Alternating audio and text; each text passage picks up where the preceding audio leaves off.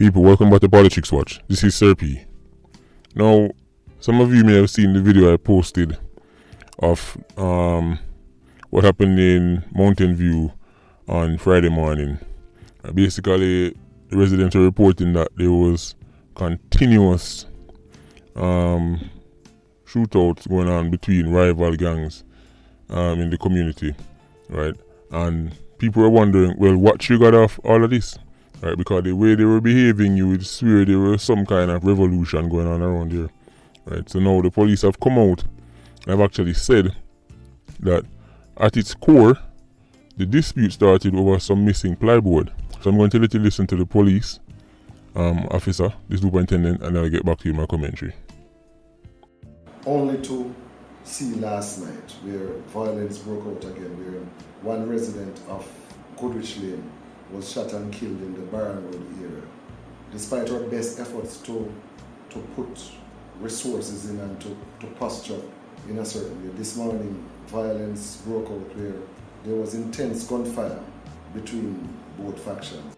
So there was some conflict coming from last week, whereby there is a site being built, a housing trust finance site, or two sites I could call it. Residents of both communities were employed, as in Jakes Road and Goodrich Lane. There were some accusations through last week about plyboard being missing, some special ply that is used. We made interventions. I personally went into both communities, spoke to persons as late as last week, Tuesday. The plyboards were found. So we thought that things had simmered and persons would have gone back to work. As a result, we have been able to mobilize more resources with the help of the specialized operations and the military, as well as local resources. So we appropriately, I think, gave out an advisory for residents to avoid that area, because we did not want innocent civilians to get caught up in any crossfire. So as it is just now, we think we have contained the violence somewhat. Military resources are there, and we are getting more resources from the strategic level, so to speak. I mean, we all know what is happening there. So there you have it, people. But when you listen to that police officer speak, I want you to pay close attention to his tone of voice. See, the soup sound like, you know, you have some parents who have some real bad picnic, and then get to a stage where them accept, say, you know what? You know, say, me can't control them picnic, right? That is how the superintendent sound.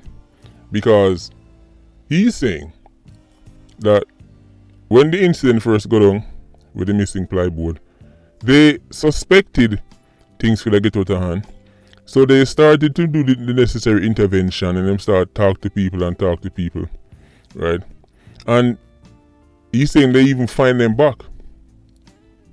And yet still, people end up lose them life to the point where it trigger off retaliation, right? And then the people at Mountain View have to be hiding under them bed.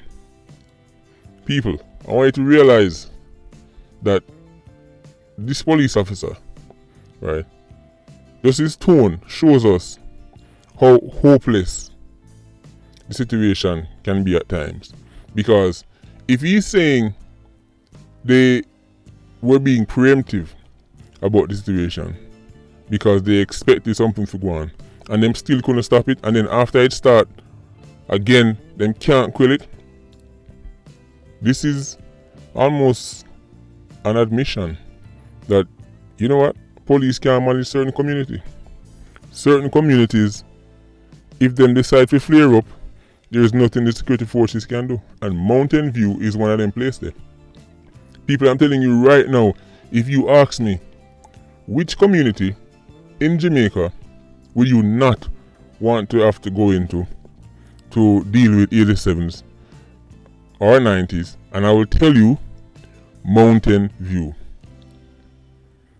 People, places like TG, Waterhouse, Denantone, Fletcher's Land, Spanish Town.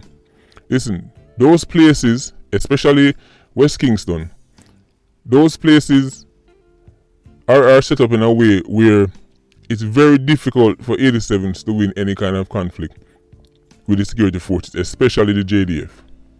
Right? This is why when the incursion was about to happen, the Dodos Tivoli incursion, and people were saying, oh, Tivoli man them have how much rifle and Tivoli man them have this. I was like, listen, please stop.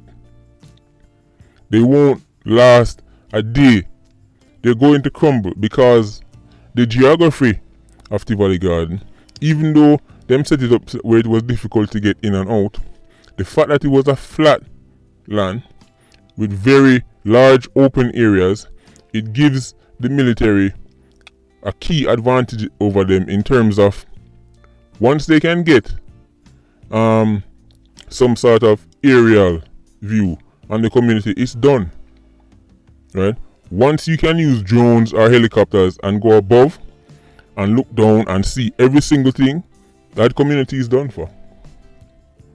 However, places like Mountain View, because it's hilly, because of the terrain, because of the bush, right? There are too many places for 87s to hide. That means one of the only ways you can really flush them out is to actually go right in the community. And by then you set yourself up via ambush. Right? It's a terrible place to go through. Anywhere outside of Mountain View, that side. Right? It's one of the reasons why, if you go back through history, one of the reasons why the British had such a hard time with the Maroons is because they couldn't manage them in the bushes, right, in the hills, right, where no matter how much weapons they had, that is the British, no matter how superior their weaponry were, or even their numbers, when you have to go into a hilly area or into a bush, right, and the people you're going for have the advantage of being able to see you and you can't see them, listen, it's not going to end well. I don't care how big your army is. Right? This is textbook stuff. So the same apply for the police and even the JDF and Mountain View. Right? This is why when it comes down to Mountain View, it's one of the few places where I'm like, okay, I trust me people, I know about Mountain View. It's not a place where police can just go in and easily. Right? They can see you will come, but you can't see them.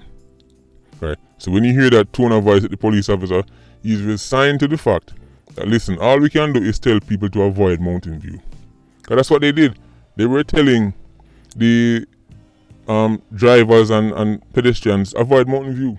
Because really and truly, them just can't go around and stop it. They can't. Ever since Mountain View has been like that. Right? So it's a very difficult place to really manage people.